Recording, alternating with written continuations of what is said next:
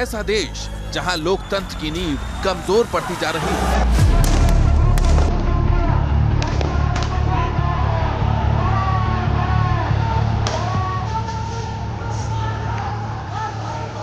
वो मुल्क जो अब कट्टरपंथ की ओर बढ़ रहा है।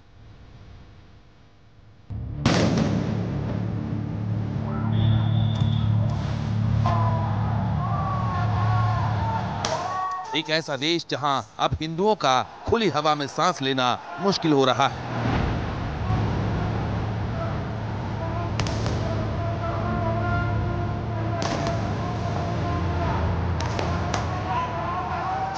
वो मुल्क मैं और मेरा नाम बांग्लादेश। अपने करीब 54 साल के इतिहास में मैंने सिविल और सैन्य शासनों के बीच काफी कुछ देखा है। कट्टरपंथियों का बढ़ता प्रभाव देखा और सरकारों की तानाशाहियां भी देखी, लेकिन आज जो हालात है उसे देखकर मेरा सीना छलनी हो रहा है।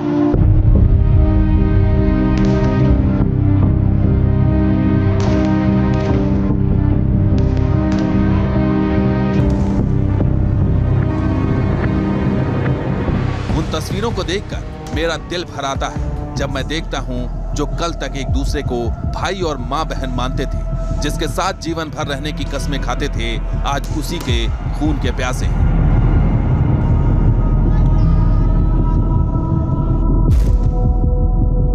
मैं बात कर रहा हूं मुल्क में रहने वाले अल्पसंख्यक हिंदुओं की, जिन्हें 5 अगस्त से शुरू हुई हिंसा के बाद से लगातार निशाना बनाया जा रहा है। ये तस्वीरें इस बात की गवाह हैं कि जिन्होंने अपने पसीने से देश की मिट्टी को सींचा, आज उन्हीं के खून से मेरी छाती लाल की जा रही है।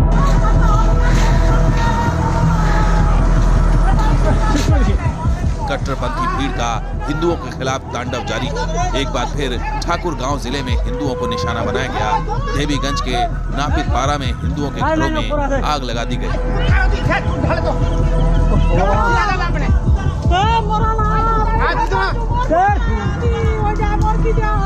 कई घर इस आग में जलकर खाक हो गए। सिर्फ हिंदुओं के घर ही नहीं जलाए जा रहे, हिंदू परिवार की बहन बेटियों पर भी अत्याचार किया जा रहा है। उन्हें पलायन के लिए मजबूर किया जा रहा है। बांग्लादेश हिंसा में कुल मिलाकर अब तक 1000 से ज्यादा लोग मारे जा चुके हैं। खास तौर पे हिंदू, बौद्ध और इसके अलावा अन्य समुदाय के लोगों पर रोज हमले जारी हैं। अब तक जो जानकारी मिल रही है उसके मुताबिक कई जिलों में हिंसा का ये दौर चल रहा है जो थमने का नाम नहीं ले रहा। इस हालात पर देश के हर कोने में हिंदू महिलाएं विलाप करती नजर आ रही हैं। मेरे पास कुछ नहीं बचा, हमारा सब कुछ जल गया है। ये भाई मेरा सब कुछ स्वाह हो गया। बंगबंधु की धरती पर अल्पसंख्यकों के खिलाफ हिंसा कोई नई बात नहीं। एक रिपोर्ट के मुताबिक वर्ष 2007 से 2021 के बीच अल्पसंख्यकों के खिलाफ हिंसा की 4161 घटनाएं दर्ज की गईं, जिनमें 2015 में 1026, 2014 में 692 और 2019 में 573 घटनाएं शामिल हैं। वर्ष 1992-93 में सबसे अधिक 2600 बलात्कार की घटनाएं दर्ज की गईं, जबकि वर्ष 2001 में 17 अल्पसंख्यकों की मौत हुई और 600 से ज्यादा लोग घायल हुए। कुछ दिनों पहले दंगाइयों ने सिंगर राहुल आनंद के 140 साल पुराने घर में घुसकर पहले सब कुछ तबाह कर दिया था और फिर घर में आग लगा दी थी। तबाही के ये निशान हिंदुओं के खिलाफ फैली नफरत के गवाह। हमारे ठीक पीछे आप जला हुआ जो घर देख रहे हैं वो मशहूर बंगाली सिंगर का है, राहुल आनंद का है, जिनका बैंड है जलेर गान। और इस घर को किस तरह से टारगेट किया गया, इस घर को किस तरह से जलाया गया, यहाँ पर इसके निशान आप देख सकते हैं। चूँकि ये बताया जाता है कि शेख हसीना से उनके क्लोज रिलेशन से, जिसके चलते उनके घर को टारगेट किया गया और कुछ इस तरह से जलाकर पूरी तरह से बर्बाद कर दिया गया। ये पूरा एरिया आप देख रहे हैं जो कि जलकर राख हो चुका है। दीवारों पर किस तरह से कालिख लगी हुई है, कालीमा है। ये पेड़ भी दरअसल देखिए किस तरह से आगजनी के चपेट में आया और यहाँ के हालात क्या हैं ये इन तस्वीरों के जरिए आप समझ सकते हैं। ये पूरा का पूरा मकान, उसके बाद खुद राहुल आनंद ने ट्वीट किया था, बताया था कि किस तरह से उनके घर को टारगेट किया गया, किस तरह से हमलावरों ने उनको इसलिए दरअसल टारगेट किया क्योंकि वो एक हिंदू हैं। कट्टरपंथी हिंदुओं के खिलाफ हिंसा की आग में घी डालने का काम कर रहे हैं। ऐसा कर वो देश में सामाजिक सौहार्द की नींव को खोद रहे हैं। चुन चुन कर हिंदू घर और प्रतिष्ठानों को निशाना बनाया जा रहा है। ढाका का ये रेस्टोरेंट भी कट्टरपंथ की आग में स्वाहा हो गया। बांग्लादेश में कानून व्यवस्था के ऊपर इस तरह के कटीले तार अभी भी बिछे हुए हैं और ये कटीले तार बताने के लिए काफ़ी हैं कि किस तरह से आंदोलन की आग में झुलसने के बाद बांग्लादेश में हालात सामान्य हो, इसमें लंबा वक्त लगने वाला है। अभी जारी माइनॉरिटी पर हमले और हिंदू इलाकों में जो हमले हैं वो भी थमने के नाम नहीं रहे। ढाका में कुछ नियंत्रण की स्थिति जरूर बनी है, लेकिन आउटस्कर्ट से जो खबरें आ रही हैं, गाँव कस्बों से जो खबरें आ रही हैं, उसमें खास तौर पर हिंदू माइनॉरिटी को जो टारगेट किया जा रहा है, रेडिकल एलिमेंट्स टारगेट कर रहे हैं, मिसक्रिएंट्स टारगेट कर रहे हैं, उसकी घटनाएं लगातार बढ़ रही हैं। ये ढाका में जला हुआ एक रेस्टोरेंट हम आपको दिखा रहे हैं जिस पर नाम लिखा है संतूर, और शायद इसका नाम इसके अस्तित्व पर भारी पड़ गया। उसे कुछ इस तरह से जला दिया गया, कुछ इस तरह से बर्बाद कर दिया गया। कट्टरपंथियों ने शिक्षण संस्थानों को भी राजनीति का अड्डा बना दिया है। ढाका कॉलेज में हिंदू छात्रों के हॉस्टल पर हमला किया गया। ऐसे में छात्र जैसे तैसे जान बचाकर भागने को मजबूर हो गए। इस वक्त हम ढाका कॉलेज में हैं और यहाँ आपको दिखाने की कोशिश करते हैं कि किस तरह से माइनॉरिटी हॉस्टल्स पे हमला किया गया है और यहाँ की स्थिति इस वक्त क्या है। ये देखना आपको हमारे साथ ज़रूरी है, क्योंकि यहाँ जो हॉस्टल आप देख रहे हैं ये पूरी तरह से बंद हो चुका है। यहाँ से स्टूडेंट्स निकल चुके हैं क्योंकि यहाँ पर हुआ है एक बड़ा हमला। यहाँ आप देखिए, ये पूरी तरह से सील कर दिया गया है। यहाँ पर मूर्तियों को तोड़ा गया है। यहाँ आप देख रहे हैं माँ सरस्वती की मूर्ति, जिसको पूरी तरह से तोड़ा गया है इस हॉस्टल में। और इस तरह से ये पूरा का हॉस्टल का एरिया जो है वो दरअसल आप देखिए तो इस वक्त जो है वो वीराने में है।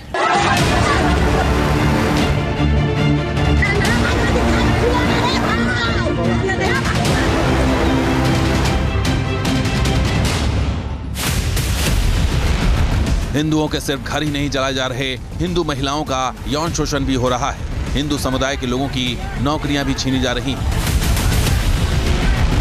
ढाका यूनिवर्सिटी के डीन के बाद अब ठाकुरगंज जिले के पुलिस लाइन हाई स्कूल और कॉलेज के प्रिंसिपल भवेश चंद्र राय से जबरन इस्तीफा ले लिया गया। बांग्लादेश तेजी से इस्लामिक राज की तरफ बढ़ रहा है। देश भर के शिक्षण संस्थानों में जो हिंदू स्कॉलर्स और प्रोफेसर काम कर रहे हैं, शिक्षक काम कर रहे हैं, उन्हें इस्तीफा देने पर मजबूर किया जा रहा है। ढाका यूनिवर्सिटी की बात करें तो उसके डीन को कट्टरपंथियों ने इस्तीफा देने पर मजबूर किया। यही हालत होली फैमिली नर्सिंग कॉलेज के सामने आई, जहां पर एक सहायक शिक्षिका को भी दबाव में कट्टरपंथियों के इस्तीफा देना पड़ा। मेरी धरती पर हिंदुओं के खिलाफ बढ़ती नफरत और कट्टरता देखकर मुझे अब बंग बंधु का देश कहलाने पर शर्म आ रही है। मैं ये सोचकर हैरान हूँ कि क्या छात्र आंदोलन की शुरुआत इसलिए हुई थी कि लोकतंत्र को कुचलकर इस्लामिक राज्य स्थापित किया जाए।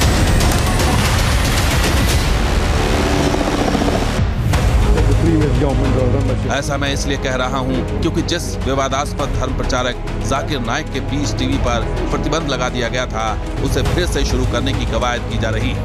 Yet the channel is continuing.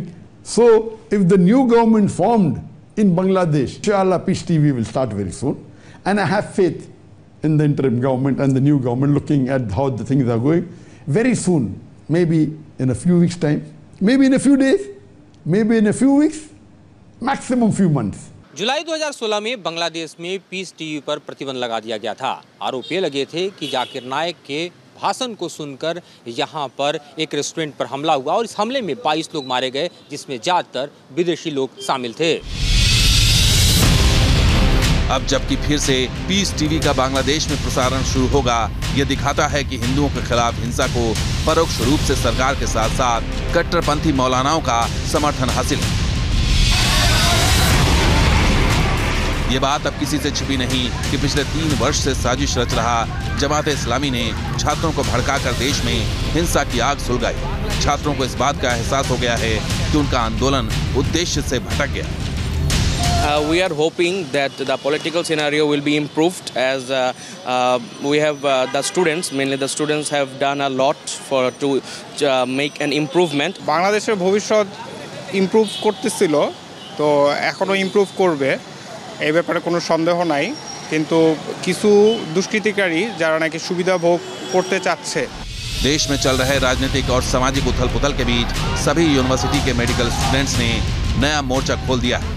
हजारों की संख्या में स्टूडेंट्स ढाका यूनिवर्सिटी के उसी कैंपस में प्रदर्शन कर रहे हैं जहां से पहले भी बड़े प्रदर्शन हुए थे। बांग्लादेश की सड़कों पर विरोध प्रदर्शन और छात्रों का आंदोलन जारी है। इस वक्त आपको हम दिखा रहे हैं उन छात्रों का आंदोलन जो कि मेडिकल स्टूडेंट्स हैं, मेडिकल के छात्र हैं और ख़ास तौर पे मेडिकल की छात्राएं हैं। आप देखिए किस तरह से सड़कों पर उतरकर अपने विरोध प्रदर्शन को अंजाम दे रहे हैं। आप देखिए यहाँ पर किस तरह से अंतरिम सरकार बनने के बाद भी बवाल थमने का नाम नहीं ले रहा। छात्र मेडिकल सेक्टर को भ्रष्टाचार मुक्त कराना चाहते हैं।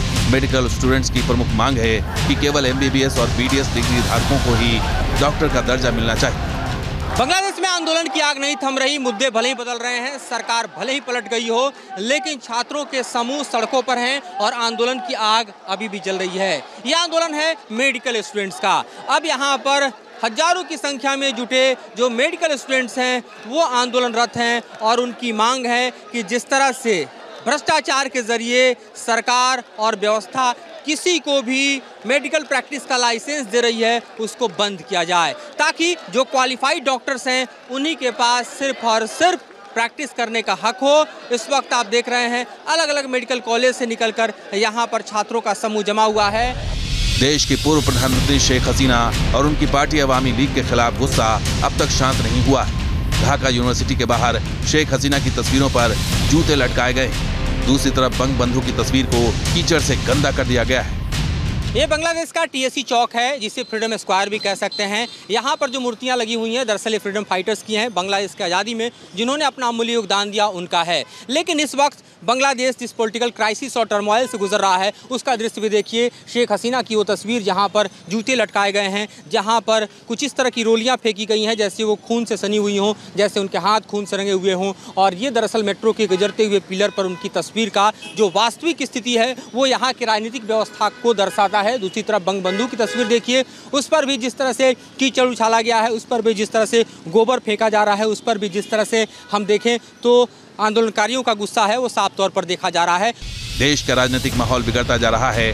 पूर्व प्रधानमंत्री खालिदा जिया की बांग्लादेश नेशनलिस्ट पार्टी ने भारत से शेख हसीना को सौंपने की मांग की। BNP का आरोप है कि शेख हसीना बांग्लादेश में हुए आंदोलन को नाकाम बनाने की कई साजिशें रच रही। शेख हसीना सरकार की पार्टी के लोग और सरकार में शामिल रहे बड़े चेहरों को इस्लामिक कट्टरपंथी निशाना बनाने में पीछे नहीं हट रहे। पुलिस हिरासत में होने के बावजूद हिंदू महिला दीपू मोनी की पिटाई की गई। दीपू मोनी शेख हसीना की सरकार में मंत्री थी। इतना ही नहीं, दीपू के साथ ही हिरासत में लिए गए एक अन्य पूर्व मंत्री आरिफ खान जॉय की भी पिटाई की गई। ये सब पुलिस की मौजूदगी में हुआ। पुलिस भी दोनों मंत्रियों को इस्लामिक कट्टरपंथियों से बचा नहीं पाई। दोनों पूर्व मंत्रियों को हत्या के एक मामले में कोर्ट में पेशी के लिए लाया गया था। कुछ दिनों पहले शेख मुजीबुर रहमान के आधिकारिक निवास बंगबंधु भवन में तोड़फोड़ की गई थी और आग लगा दी गई थी। ये तस्वीरें बदलते बांग्लादेश की कहानी बयां कर रही है।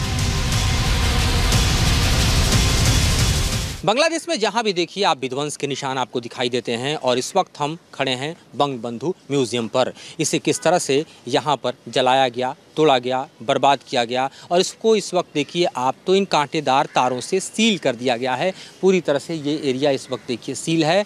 यहाँ पर जो पूरी की पूरी बिल्डिंग है आपको जली दिखाई देगी। यहाँ पर म्यूज़ियम को किस तरह से बर्बाद किया गया है, डिमोलिश किया गया है, तोड़ा गया है, इसके निशान आप देख सकते हैं। और यहाँ की जो बिल्डिंग्स हैं दरअसल ये पूरे के पूरी म्यूज़ियम में आप दोनों ही हिस्से देखें तो पूरी तरह से जल के बर्बाद आपको दिखाई दे रहे हैं। इतिहास गवाह है कि तमाम कट्टरपंथी और आतंकवादी संगठन खालिदा जिया के लिए एक राजनीतिक टूल किट की तरह काम करते रहे। इसी टूल के जरिए शेख हसीना के खिलाफ माहौल बनाया गया और इसके बाद शुरू हुई हिंसा अब तक जारी है। इसके साथ ही जारी है हिंदू आबादी सहित तमाम अल्पसंख्यक समुदाय के लोगों पर अत्याचार।